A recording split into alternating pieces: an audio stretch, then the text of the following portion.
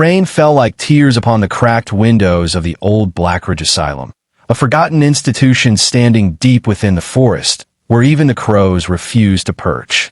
Emily Hart, a young investigative journalist with a thirst for truth and a history of insomnia, drove through the winding roads, her headlights slicing through the fog like ghostly blades. She was chasing a story, the disappearance of several patients and the mysterious closure of the asylum 30 years ago.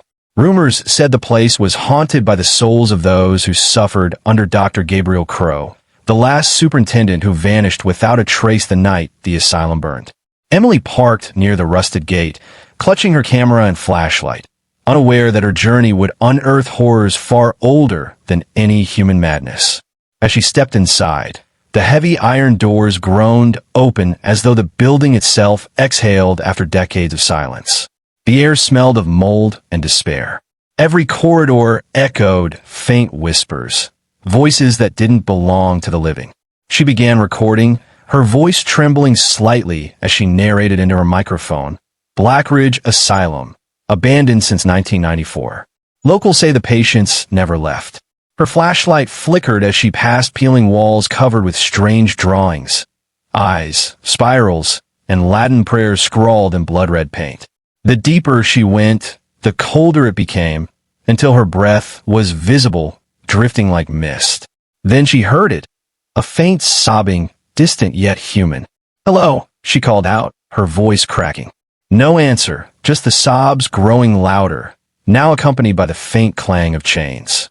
Emily followed the sound to the ward-marked C block, intensive treatment. The door creaked open, revealing a row of empty wheelchairs and an overturned bed. In the corner sat a woman with long black hair, covering her face, rocking slowly. Emily froze. "Ma'am, are you okay?" The woman stopped rocking and lifted her head, her eyes hollow, mouth stitched shut. Emily screamed and stumbled backward, her camera crashing to the floor. When she looked again, the woman was gone. Only a faint whisper remained. "He never left us." Panic rising, Emily retrieved her camera and played back the footage. But instead of her own voice, the recording played a male voice whispering her name. "Emily, welcome home." Her heart pounded. That voice. She'd heard it before, in a tape from an old asylum interview. Dr. Gabriel Crow. Her flashlight flickered again, and this time she caught a glimpse of him in the reflection of a shattered mirror. Tall, pale, his eyes black as coal, wearing a doctor's coat splattered with dried blood. "I've been waiting for you," he said, his voice cold and calm. "You're just like your mother." Emily gasped. Her mother had been a nurse at Blackridge, who died mysteriously when Emily was a child. "What do you mean?" she whispered, trembling. Crow smiled. "You were born here, Emily. You belong to me." The lights exploded, plunging her into darkness. When they flickered back, she was strapped to a gurney in a treatment room, surrounded by rusted surgical tools. The shadows around her moved like living things. "Let's continue where we left off," Crow's voice echoed, and his ghostly form materialized beside her. He held a scalpel, his hand trembling with unnatural excitement. "They call me a monster," he said softly, "but I only wanted to cure them. I can cure you too." Emily screamed, straining against the straps until one broke.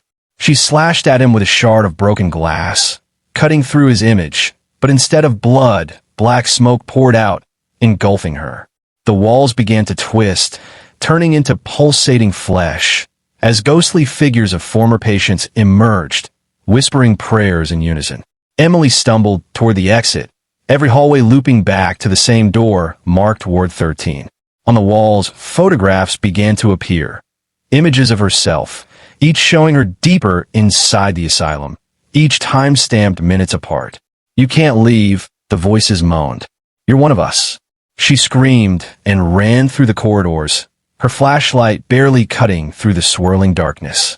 She burst into the main hall, where hundreds of spectral figures stood silently, watching her. Dr. Crow stood among them, his face now twisted with fury. "You can't escape your blood," he hissed. Emily raised her camera and took one last photograph. The flash illuminated the hall, and everything vanished.